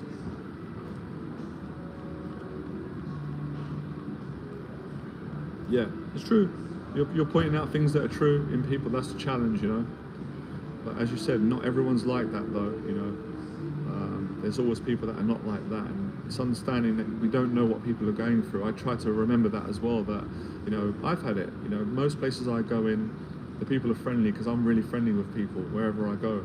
But I've gone into places and the aggression, the passive aggression that I've received is shocking. It almost takes me back.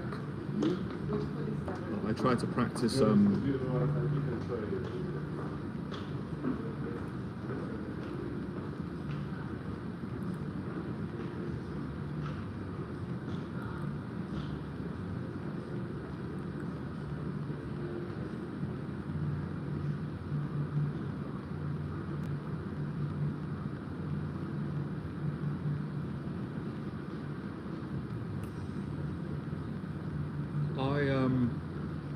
The way that I deal with that, Benny, the way that I deal with the question that you said, it's a good question. The way I've personally dealt with it is faith. That's for me, right? Again, what works for you. When I need it, faith. The second one is physical training, Benny. The boxing, the weight training, the running, and the dieting and the gratitude.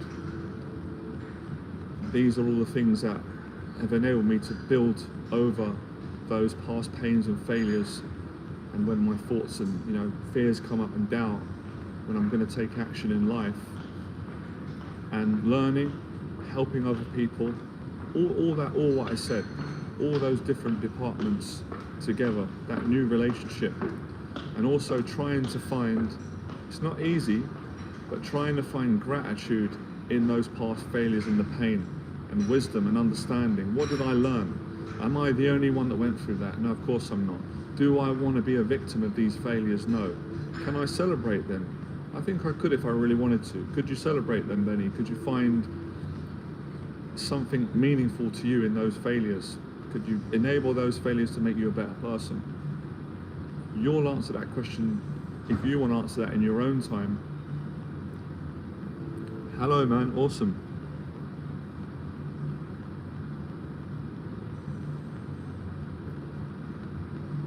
So basically, to answer your question in one word, Benny, and obviously it's a thing that you've got to explore, is gratitude. Gratitude for the past, pain, failure, disappointment, and then getting something from it. And that's how I've been able to share my story with, having a mental health breakdown.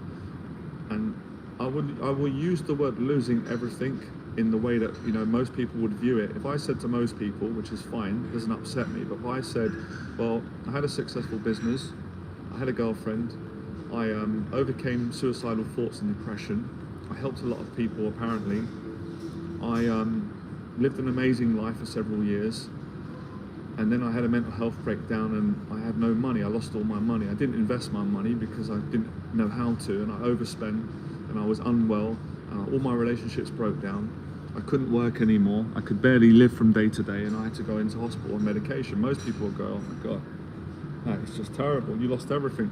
Well, I lost everything, but in losing everything, I gained something even more precious, because I didn't die.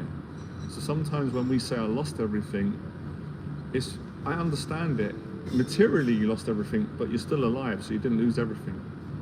So whilst you're still living and breathing, those things might not be as important as you once thought they were, because money can be replaced, clothes can be replaced, you can build relationships again, but I'm not sure if your human life can be replaced, right? It's a deeper question. You understand what I'm saying? So, on that note,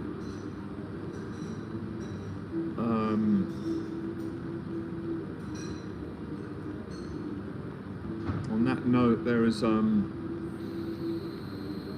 something to be gained, and that's what I've learned through loss. It's funny, we're talking about loss, we're talking about anxiety, we're talking about loneliness, we're talking about pain, we're talking about never giving up.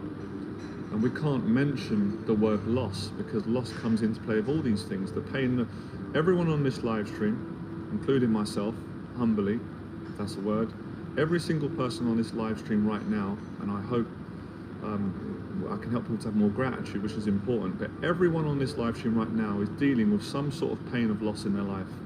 That is a fact.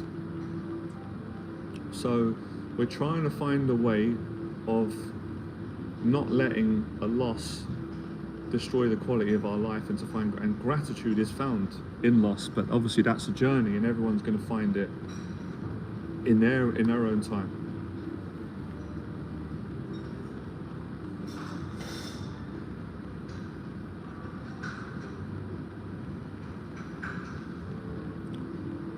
That's human, man. That's honesty, RJ Flores. I don't think there's anybody that's living that at some point hasn't felt that, so that's a lot of honesty. But I would say, as you're asking, it's, do you want to remain there? And of course you don't want to remain there, but you're honest to admit that. Everyone's had that. If someone says that they've never felt that, do you know what I'm going to say? I'm not going to say anything to them. I'm just going to say, okay, I'm going to have space. I'm going to pray for both. I'm going to pray for both of us.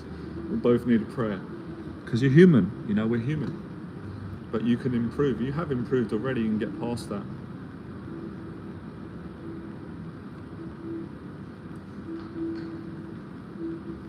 Yeah.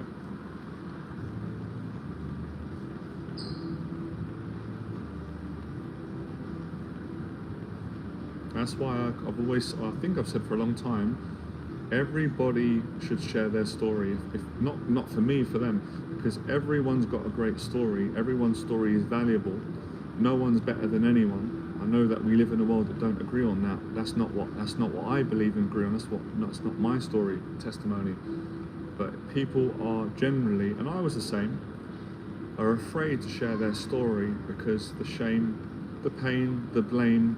I'm not good enough, I don't have anything to offer, or if it is good, I'm afraid, all those things. And that's where kindness comes in character, because you're sharing your story that you're scared to share, because you're scared of how people are going to view you, and the shame and the pain, or whatever's in the story. It might even be bits that are really good, and you feel that it's rude or arrogant, whatever you feel. But when you share your story, you might save someone's life who needs to hear your story and is going through certain things that they don't have the answers to, but if you share your story, it can give them what they need to get through what they're dealing with.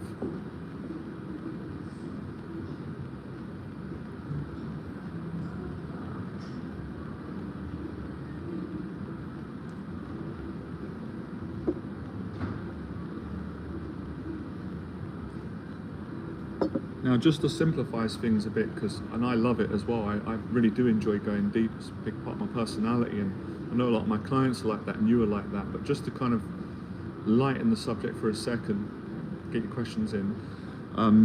Practical things that anyone can do who is struggling with anything on this title. Basically, they want to give up, right? Now, let's say, for example, you started a business, you're really trying and it's not working, it's failing financially. I've been there. You're struggling to pay the rent, I've been there, I know what that's like. You're really trying to help people, or you're trying to develop the business, you want to make a positive impact, it's failing. Like you said earlier on, RJ Flores, it's not working, no attention, no one cares, you're like, this ain't fair. Listen, I've been there.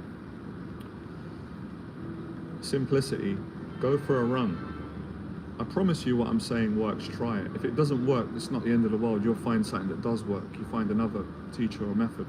Go for a run. If you're struggling and your business is failing, go and go for a run. Your perspective will change after the run. You will feel grateful, calm, you'll be healthier.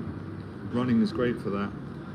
If you're going for a stage right now and you've just had a painful breakup and you're really in pain, I've been there, been through it, and you're lonely, you're doubting yourself, you don't feel good enough, can't stop thinking about the person, the memories and nostalgia, you love the person, you're angry at the person, it's life.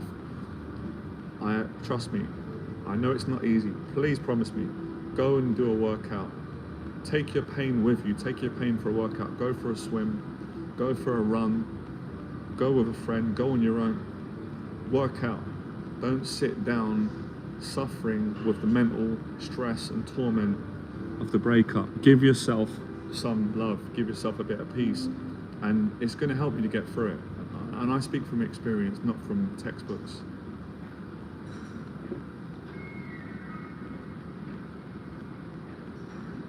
Simplicity is the key. I learnt this today. I'm learning it. I learned it from today and from people.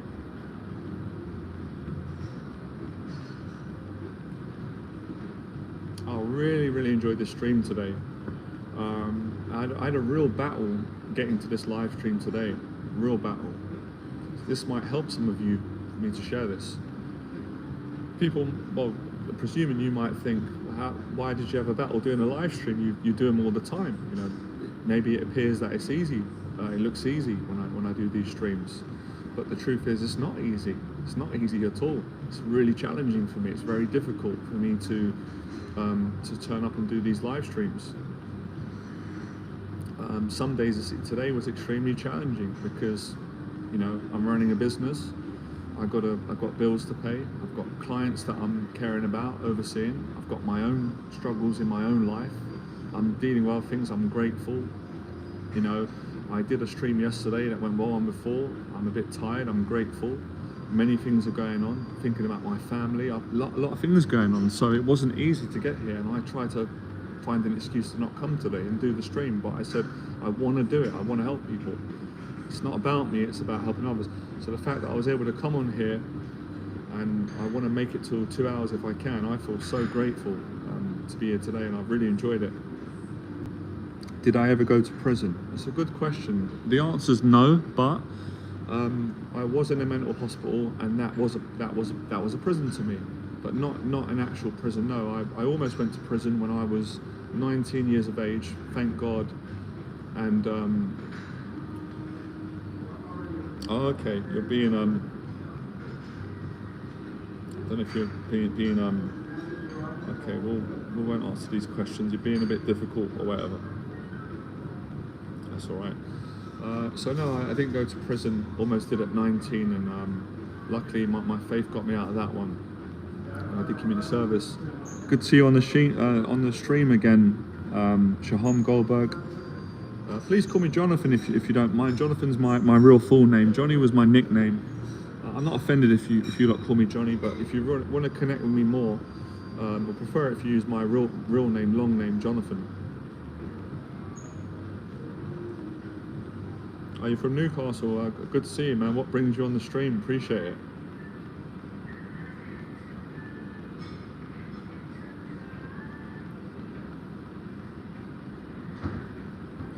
So if you have come on the stream today, you can watch it back. This will go up as a video. We have covered a lot today. I've really enjoyed it. I've shared my story of how I overcame a mental health breakdown and what I learned from that experience and the gratitude.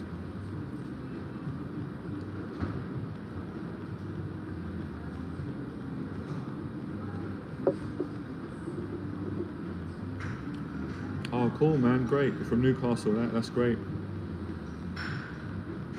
Appreciate your city. I've been there once and had some clients from there. They were nice people. And, you know, probably going to say something that you've heard a million times, but Alan Shearer comes to mind. I was a big football fan growing up. I'm not as much into football now, but I loved Alan Shearer. He was just unbelievable striker. Paddy, hey Paddy, how you doing, man? Good to see you on the stream.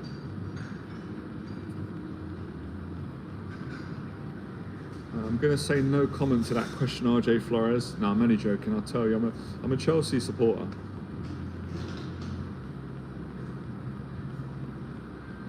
Oh, you're from Japan. That's nice.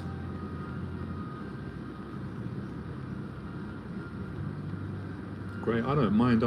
Listen, I'm not into football like I used to, but I don't get emotional about it now. So whatever team people are, I kind of grew out of that. I don't.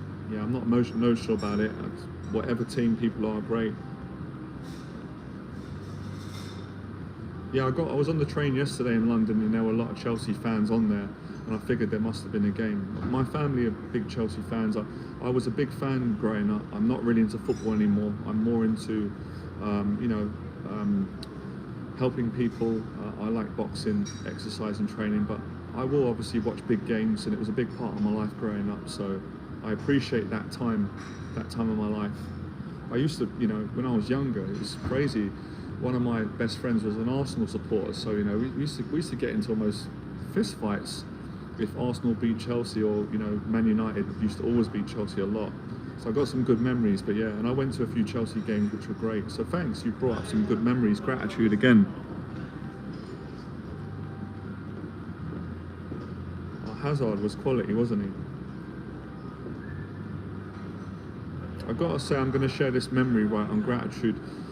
When I was a postman at Royal Mail, this is obviously a long time ago, right? I'm 40 years young now. We don't use the word old on this channel, but I worked as a postman at Royal Mail when I was about 22. Actually, one of you asked me about prison. I didn't go to prison. I got arrested for drug dealing when I was 19, and no, I'm not a recovering addict. I'm a recovering mental health sufferer. But my message is for everybody. everyone that's gone through a struggle, I hope that my story can give them hope. But I had some really good friends that I love. Well, one of my best friend, it's hard for me to say this, I'm not going to say his name, but I don't even want to say the name because I love him, but his mum said it. And he's got a drug addiction, you know, and he had mental health, and I'm going to say a prayer for him because he means a lot to me. So I've had some good friends that I've seen struggle that have gone on drugs, and it could have happened to me. So I appreciate that. I appreciated your comment earlier on. I read it, Underdog, and I appreciate you. Your support's great. Awesome, Paddy. Keep going, man. You can do it. You can definitely do it. You can do it. Many people do it. So what was my train of thought? Yeah, so when I was a postman, basically I got arrested for drug dealing. It was cannabis at the time. This would have been considered not that bad today, but at the time it was. This is 20 years ago. And I was looking at maybe 1 year in prison. I was really frightened. I was 19, I was young, I was scared, I was insecure. I didn't want to go to prison. But I got a suspended sentence and I had to do community service. I had to paint a school for 180 hours. And what actually played a part in me not going to prison, my solicitor said, don't put Jonathan in prison because he's got an interview for Royal Mail, like he really wants to turn his life around. And they kind of felt sorry for me, and I didn't go to prison. So I got a job at Royal Mail. I really loved that job at the time, and I had a few good friends there, right? Basically my auntie was my auntie's boyfriend, who was like an uncle to me. It was a lovely man. So I get a bit emotional talking about it because well, this stuff's tough. He passed away, and he was really good to me. He got me a job at Royal Mail. I wouldn't have got the job otherwise. So I didn't go to prison. I had to do community service every Sunday, painting a school, which I didn't enjoy doing, but I got gratitude again. It's crazy when you think about it.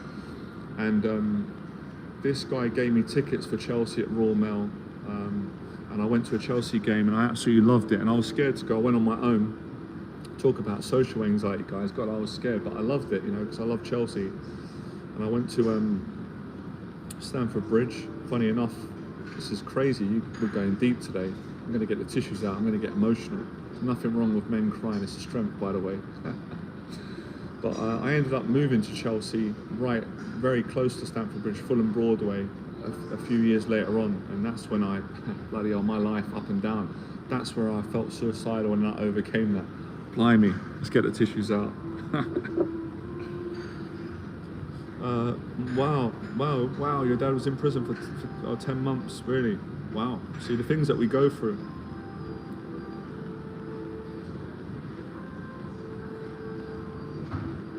And I appreciate that. Yeah, well, I recovered from the mental health breakdown. You're from Newcastle, right? That was in 2017. And it's 6 years ago, but I'm still sharing my story to give people hope, help them, and share what I've learned. Yeah, I appreciate you caring for me, you know, but it was I'm lucky to get through it because I've got some friends that have not recovered. They're still, you know, they're still struggling mentally. They haven't recovered. They're not able to work. My best friend, really close friend of mine, is a drug addict, and that's really hard for me to say that. I don't want to say that because to me he's not a drug addict. He's my best friend that I grew up with. But you know, life is tough, and hopefully, please God, he'll get through it. And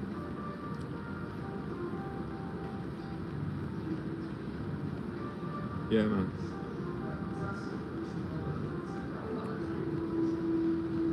I appreciate you sharing that, Paddy. That's what I said. Listen, I don't preach on people, that's not my job, right? But I share my story. What got me through a mental health breakdown was my faith. I couldn't have done it without my faith. And when I came into hospital, I didn't care about my faith anymore.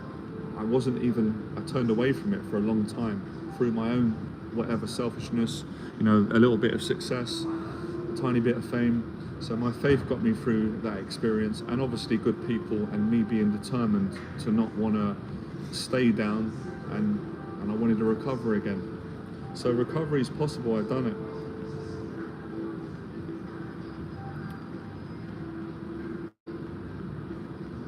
What was the reason for your up and downs? Fulham Broadway always seemed like a place that doesn't have much community, very busy. Yeah, well, when it was, well, yeah, that's how, yeah, I guess that's how you feel. I lived there like 20 years ago. You know, how long am I? 40 now. Yeah, more than 15 years ago, and I love the area, don't get me wrong, but I wasn't in a good place. So for other people, they might look, Fulham's a lovely area. It was me. I wasn't in a good place mentally. I was struggling with mental health problems and anxiety and depression and trauma and social anxiety and all the issues that I had. But you know, at the same time, I also had some great times in my life at the same time. You know, that might sound like a contradiction. Maybe some of you can relate. But some of my worst times of my life have also been some of my best, because you got no choice. You got when you're struggling, what are you going to do? So you know, I also had some good times there. Oh, is it? You lived there as well? Wow. That was basically when Les Brown saved my life, guys. I heard Les Brown's motivational video and story when I was living in Fulham during that period, and that gave me the strength to go out and overcome my fears and start, you know, build a business and coach people, get a girlfriend, earn money and get out of being suicidal. So I've had quite a few breakdowns in my life, you know. I've had a literal breakdown. I've got through that, thank God. Don't know how I done it. It was faith. And you know, that was I was 34 when I had a mental health breakdown. I'm 40 now, 40 years young. But in my 20s, I was suicidal. I got to, you know, and I got through that through, again, praying, Les Brown, my nan. I'll tell you what, if it wasn't for my nan, I don't think I'd be alive. I'm just going to say that straight. I'm sure a lot of you relate. You probably, your nan or your granddad means a lot to you. My nan was the best. 100%. You can't do it without people. I couldn't have done it. You need good people, even if you've got one person. And like I said earlier on the stream, I know that when people are going through a difficult time, I know what they're thinking and feeling because I've been through it. People always feel like this, always feel like it until it changes, please God. They always feel like, I can't trust anyone. I felt like that. No one cares. But there is always someone out there that does. Now, I'm not saying you can trust everyone. That would be foolish. That's your choice. But there's always people out there that you can trust. And I always had a few people that I could trust, my nan being one.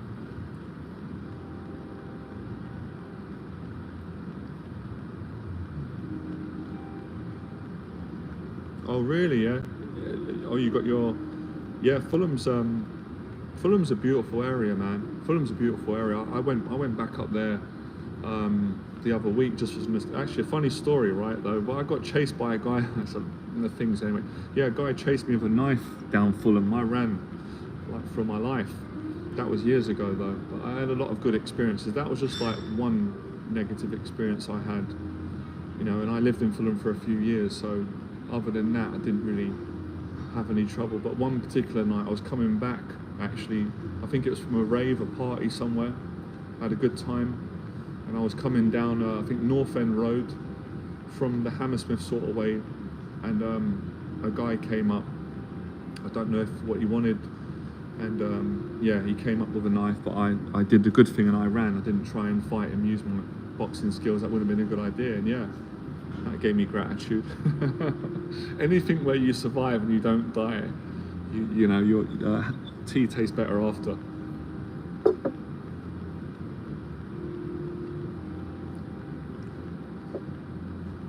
That's true. That's true. It's true. It's true. RJ Flores. It's true. It's been proven. You know what, guys? Quick toilet break again. We're going to come back. I'm going to at least do 2 hours. Listen, if somebody steals the phone, you know what? Take it. We had a great time today. A phone could be replaced, but they probably won't steal it in this place. I'm just having a quick toilet break. Right. So not to drop this. What a great stream we've achieved today.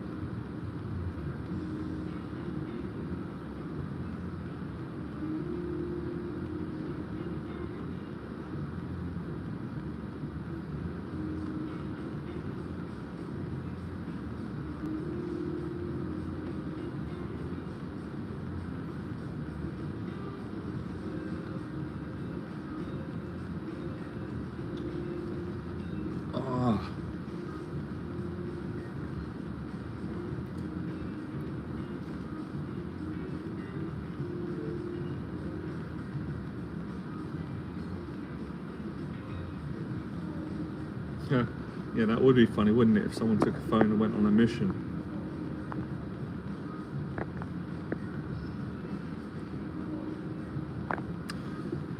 Yeah, well, like I said, this has been a great live stream today because I had a real mental battle doing this live stream today. One, because I've been doing them every day and I really enjoy them. The second one, well, because I'm human. And the third one, what's the third one? Well, the third one's because I went up hamster today, just for give myself a day off, which I enjoyed. I was, you know, as I said, you know, thinking about many things in life. We've all got, you know, business to run, clients, family, you know, worrying about family, things like that.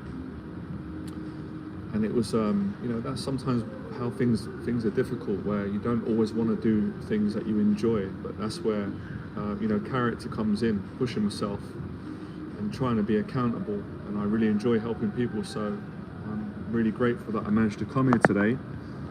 And we've got an amazing talk done, and we're going to go for a few more minutes. I want to make sure it's 2 hours. But yeah, I pretty much shared, I did what I wanted to do today. I shared my story, shared a bit more to give people hope, as in greater detail as I can. It will give people what it needs to give them. We've had a great conversation, and we'll get some more questions. Yeah, it's a beautiful area, man, beautiful. For me, Hampstead's a bit like Fulham. It's an area where, I don't know how you feel about RJ Flores, where I wouldn't go there every day. Every day will be too much. It depends, because, you know, but I like to leave it for a while, and then I'll go there, appreciate it, you know, have a coffee or whatever, food, walk around, and then come. I don't know, I'm like that. Everyone's different, right?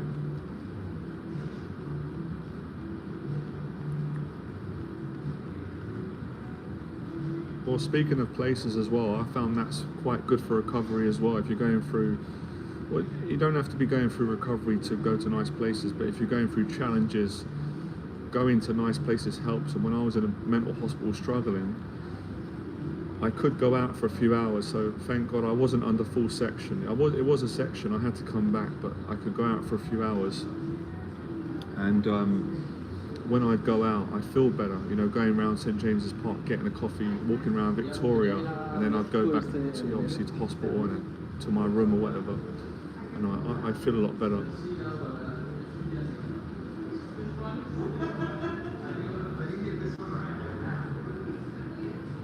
Oh really, your cousin lives down there, yeah?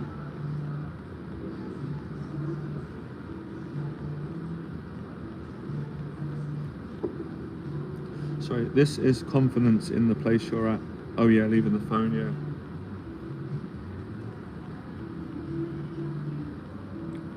So basically, to summarize this whole live stream and talk today, because there's a lot of information, I think there's a connection problem. We're almost finished. If it does cut out, guys, right, it's not me, it's the connection, but we've covered a lot. So I would say, you know, take one day at a time in whatever you're going through, whether it's recovery, a mental health breakdown, challenges. It could just be day to day. Your life could be going very well, but you're a bit stressed out. So if you just practice one day at a time, it really does help you to enjoy your day more and live in gratitude. How long did it take for you to recover? What were your first steps? Oh boy. Well, I've pretty much covered it in today's live stream, so I am a bit tired now. To go over all of it again, I'll try and summarize it, and I have been sharing this a lot, so I'm going to take a deep breath, because it literally, I feel like I've gone 12 rounds of Mike Tyson. Obviously I know I don't look like that, because if I went 12 rounds of Mike Tyson, I wouldn't look like this. No, please don't apologize, man, at all. That's what the live streams are for. You've just come on now, right? I've been talking for almost 2 hours. And I'm on a decaf coffee. I should have got a full coffee. Okay, so how long did it take me to recover? It took me about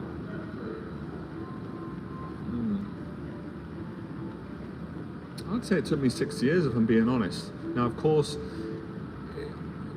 I got a lot better within 6 years, but to fully recover, I would say, you know, it's been a journey. I'd say 6 years. I had the breakdown in 2017. And now I'm where I'm at now. Probably in total a bit less, but I'm gonna exaggerate just so I don't run the risk of not being accurate. So about 6 years, yeah, of work. The first couple of years, a few years I couldn't work. I had to stay in temporary accommodation, go on universal credit, and then I'd say in the last year now, maybe a bit slightly longer, I've been great running my business, new business, paying my taxes, rent. So it's been a journey. It hasn't been easy. That's why I'm saying I understand what people go through. People can get through it. And that's not saying it's going to take you 6 years or anyone. So people don't start panicking going, oh wow, it's taken him, because everyone's different. Your journey is different. Your situation's different. But for me, it was quite an aggressive breakdown. So there was a lot of rebuilding that I had to do. Not just mentally, but mentally, emotionally, financially, getting accommodation, relationships, changes, faith, a lot of things. But yeah, it doesn't really matter really, never give up. So I don't regret it taking that long, because the lessons that I've learned have been worth it.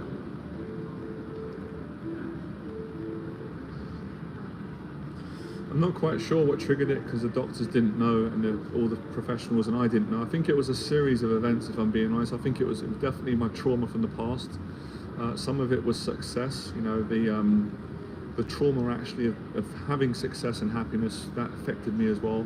Breakups, but it was meant to happen. I'm glad it happened. It was a blessing, and rediscovering my faith. So many things contributed, but I wish I could give you an honest answer, but I don't have it.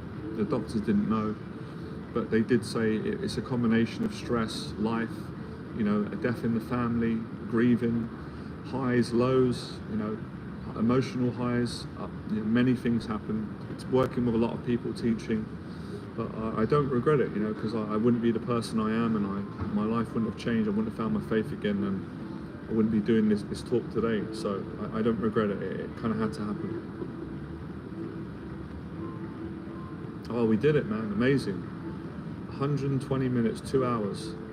Achieved my goal today to at least do 2 hours, nothing less. So I feel really pleased about that. Oh no, don't be sorry, you haven't got to apologise, that's what the streams are for. It's just when you asked me the question, I literally had shared the whole journey for 2 hours, so if you need to, you can watch the stream back.